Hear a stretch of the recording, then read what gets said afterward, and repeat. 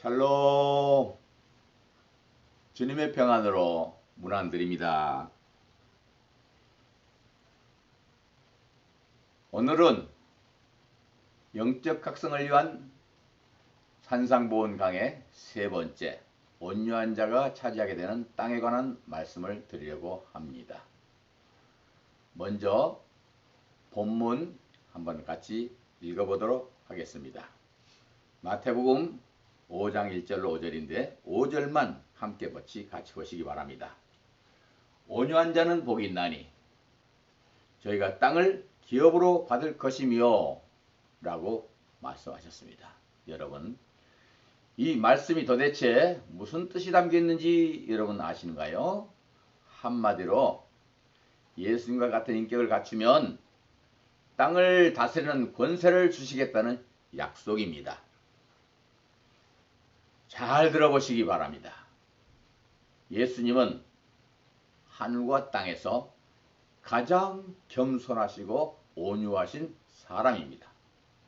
왜냐하면 예수님은 하늘과 땅의 창조주요 왕이심에도 불구하고 이 세상에서 가장 낮은 곳, 가장 낮은 신분으로 오셔서 평생 섬기는 종의 모습으로 사시다가 죄인들을 위하여 십자가에 못 박혀 죽으셨기 때문입니다. 예수님은 당시에 이런 말씀을 하셨지요.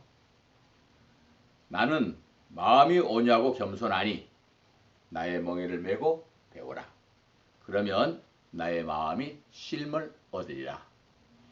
그래서 예수님의 겸손과 온유를 잘 배우고 순종하는 사람은 하늘과 땅의 왕이신 예수님이 왕같은 제사장으로 삼아서 하나님의 자녀의 권세를 영원히 주시겠다는 약속의 말씀입니다.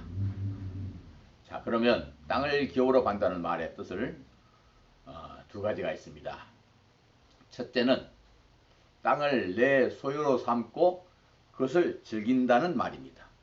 다시 말해서 세상 나라에서는 실력 있고 능력 있고 유능하고 야망 있는 사람이 세상을 독식했습니다. 겸손하고 부드럽고 양심적인 사람들은 언제나 뒷전으로 밀려났습니다.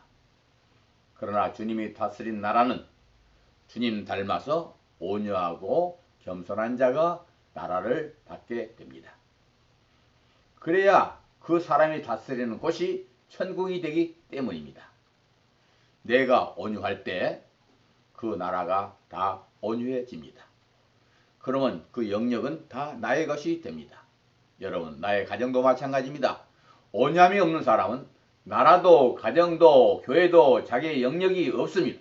왜냐하면 가는 곳마다 복이 쓰는 사람들과 또한 주의해야 될 사람들이 많으니까 어디를 가든 오래 살고 싶어지지 않습니다. 방황하고 밀려다니게 됩니다. 온유한 자는 높은 권자에 있어도 마음이 평안합니다. 하늘과 땅 어디에 있어도 마음이 편안합니다. 그것이 온유한 자가 누리는 기업입니다. 그리고 축복입니다. 땅을 기업으로 받는다는 말의 그 원 개념이 뭐냐면, 두 번째는 땅을 내 소유로 삼고 그것을 즐긴다 하는 말입니다. 하나님께서 아담에게 만물을 다스려라 했습니다.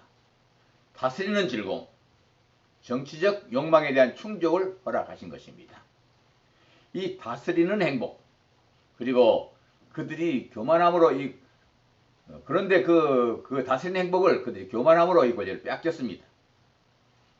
그러나 예수님의 온유와 겸손을 배우면 뺏긴 그 다스리는 권세를 다시 주시겠다는 약속입니다. 구약시대에 하나님은 이스라엘 백성들을 정되어 살던 애굽에서 이끌어내셔서 가나안 땅을 주신 일이 있습니다. 이스라엘 백성이 항상 바라던 안식의 땅, 이곳은 천국을 비유하는, 다시 말하면 천년 왕국을 비유하는 땅이었습니다. 결국 이스라엘 백성들에게 주셨지만 당시 이스라엘 백성들이라고 다 들어간 것은 아닙니다. 애굽에서 나와서 광야 생활하면서 하나님은 그들을 겸손하고 온유한 사람으로 변화시키기 위하여 많은 훈련을 시키셨습니다. 그러나 끝내 변화되지 못한 백성들은 다 광야에서 죽었습니다. 여호수아 갈렙만 들어갑니다. 나머지는 광야에서 새로 태어난 겁난 백성들이 그 땅에 들어가서 왕같은 제사장이 되어 누리며 살게 됩니다. 신명기 8장 16절을 우리 한번 보겠습니다. 내 열조도 알지 못하던 만나를 광야에서 내게 먹이셨나니 이는 다 너를 낮추시며 너를 시험하사 마침내 내게 복을 주려 하심이었느니라 라고 말씀하셨습니다.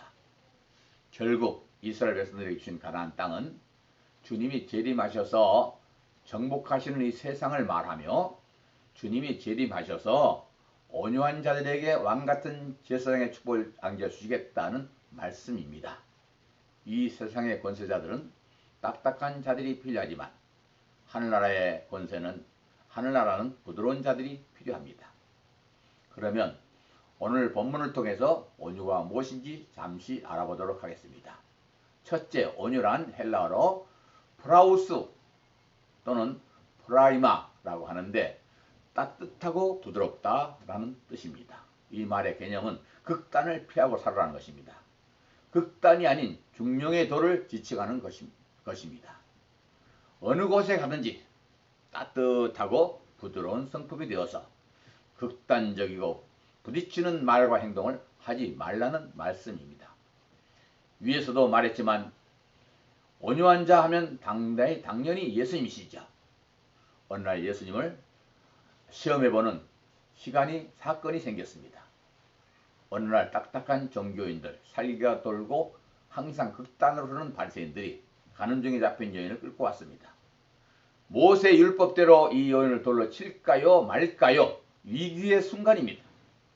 모세 율법대로 치라 해도 죄인을 사랑하라고 가르친 예수님의 자신의 가르침 때문에 위반이 되니 가증한 자라는 제목으로 예수님을 돌로 칠 것입니다.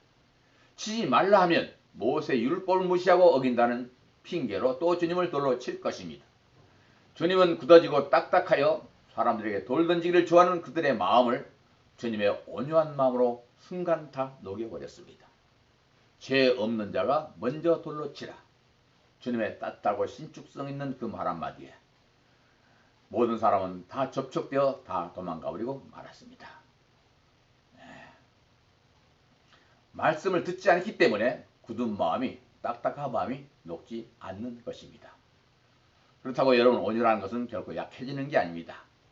온유야말로 가장 강한 성품입니다. 통계적으로 이런 이야기 했습니다. 카네기 공과 대학에서 1만 명을 상대로 조사를 해보았습니다. 사람이 성공하는 비결이 어디 있느냐? 지식이냐? 기술이냐? 얘기했는데 기술과 지식은 15%밖에 안 된다고 그랬습니다. 85%는 인간성이라고 했습니다. 그 사람의 화평과 온유, 그것이 성경의 비결이라고 그렇게 통계적으로 설명하고 있습니다. 온유한 사람은 어딜 가나 성공한다는 이야기입니다. 둘째, 온유란 자기 스스로를 다스리는 것을 말합니다. 자기 자제력을 말하는 것입니다. 다시 말해서 본능적인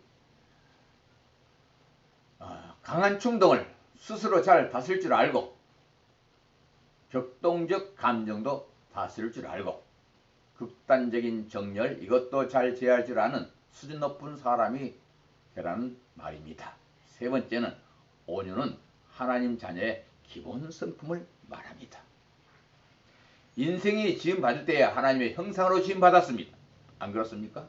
그래서 누구나 인간이라면 온유한 성품을 하늘로부터 받아가지고 태어나게 되었습니다. 그러나 마귀와 속삭이고 험한 세상 살면서 부드러운 성품은 잃어버렸고 딱딱하고 극단적인 인품으로 변해버렸습니다. 사람이 딱딱하고 극단적인 사람이 되었다는 말은 죽은 자가 되어버렸다는 말이기도 합니다. 다시 말하면 영이 죽어버렸습니다. 송장은 싸늘하고 굳어지고 딱딱해지는 법이거든요. 그러나 살아있는 사람은 따뜻하고 부드럽고 탄력성이 있습니다. 식물도 그렇습니다. 살아있는 나무는 가지는 휘어지고 부드럽지만 죽은 나무는 굳어져서 휘면 부드러집니다. 동물도 마찬가지입니다. 죽은 시체는 쌀쌀하고 굳어져 버립니다. 온유하지 못한 사람은 딱딱하고 신축성이 없어서 사람들과 대화를 나눌 때 딱딱 부러집니다. 자기의 고정관념에 사로잡혀 다른 사람의 말을 들으려 하지 않습니다. 하나님의 말씀을 말해도 안 듣습니다. 성경은 이런 사람을 목이 곧은 백성이라고 말합니다. 강팍한 자들이라고 말하면서 이들에게는 진노하십니다. 출애굽기 32장 29절, 33장 3절 여러 군데서 말했습니다. 여호와께서 또 모세에게 이르시되 내가 이 백성들을 보니 목이 곧은 백성이로다. 여기 소개된 사람들은 온유하지 못하고 목이 굳어 있었고 힘줄도 무쇠처럼 굳어져서 어떤 말씀을 하시는지 신축성이 없고 융통성이 없습니다. 자기 고집대로만 행하는 사람들 두고 한 말입니다. 이처럼 목이 없고 융통성도 없고 딱딱하고 썰렁한 차가운 사람들이 종교의 정통성을 부르짖으면서 예수님을 십자가에 못 박았고 주의 사명자들에게 돌을 던지면서 사람을 죽이는 것입니다. 이런 사람들이 생사람 잡는 사람입니다. 우리는 온유한 자들이 되어야 합니다. 이 온유란 그럼 어떻게 되는 것이냐? 타고나는 것이냐? 아닙니다. 긴 훈련을 통해서 이루어집니다. 다듬어진 인격입니다. 이것은 훈련된 성품을 말하는 것입니다. 배우고 가르치고 또 명상하고 그리고 많은 시간을 통해서 실패를 거듭하면서 다듬어지고 훈련되어서 제자 훈련을 겪어서 이 같은 성품이 도달하는 것입니다. 예수님이 하신 말씀 다시 한번 생각해 봅시다. 나는 마음이 온유하고 겸손하니 나의 멍에를 메고 내게 배우라. 그러면 너희 마음이 쉼을 얻으리니. 마태복음 11장 29절이죠. 온유하고 겸손한 마음은 배우라는 것입니다. 그러나 그냥 배워지지 않습니다. 나의 멍에를 메고 배우라고 강조하십니다. 주님의 멍에, 그것은 주님의 사명입니다. 우리가 주님을 따를 땐 우리에게나 사명이 주어집니다. 그 사명을 애써서 감당하려 할 때에 어려운 환경과 사람들을 통해서 훈련을 받게 됩니다. 인격이 다듬어지게 됩니다. 우리는 가끔 이런 성품에 대해서 말할 때마다 그것은 타고난 것이라고 말합니다. 거기에 중요한 실수가 있습니다. 인간이 근본적으로 온유하게 표현하는 사람도 좀 있고 좀 더 과격한 성격의 사람도 있습니다. 그러나 이것은 본성이 아닙니다. 문제는 한평생 살면서 배우는 것입니다. 만약 타고날 때 어떤 사람은 온유하게 태어나고 어떤 사람은 교만하고 딱딱하게 태어난다면 주님이 뭐하라고 이런 말씀을 하겠습니까? 다니면서 온유한 사람들을 골라서 쓰시면 되죠. 모세를 보십시오. 하나님께서 민수기 12장 3절에서 모세에 관하여 이렇게 평가합니다. 모세는 온유함이 지면의 모든 사람보다 승하니라. 하나님께서 모세의 온유함을 인정하셨습니다. 모세는 바로 궁전에서 40년 동안 공주의 아들로 성장합니다. 그가 하루는 거리에 나갔다가 자기 마음에 안 드는 애굽 사람을 보고 즉석에서 돌로 때려 죽이는 그런 사람이었습니다. 이것이 모세의 본 모습입니다. 그러나 이 사건을 통해서 미디안 광야로 도망가서 40년을 제사장의 이드로 제사장, 즉 장인이 되었죠. 양을 치면서 온유를 배우게 되고 또 하나님의 부름을 받아가지고 백성들을 40년 동안 이끌어가면서 온유를 배운 사람입니다. 사랑하는 성도 여러분, 이제 우리는 온유한 자가 받는 땅의 기업을 잘 알았습니다. 우리 모두 이 복을 사모하셔서 이 세상에서도 가는 곳마다 나의 기업이 되시기를 바라고 주님이 재림하셨을 때에 영원한 안식의 땅에서 기업을 누리시기를 축원합니다. 그러므로 모이기를 싫어하지 마시고 사람들 속으로 들어가셔서 부딪히고 부대끼면서 주어진 작은 사명이라도 소중히 여기면서 온유를 배우시기 바랍니다. 주님은 곧 오십니다. 오셔서 행한 대로 갚아주신다고 약속했습니다. 축복의 땅, 안식의 땅, 그것이 내가 다스리는 땅, 나와 여러분이 다스리는 땅이 되기를 축원합니다. 아멘. 편집을 하면 되죠. 실수를 했네. 이게 끝에 자르면 돼요.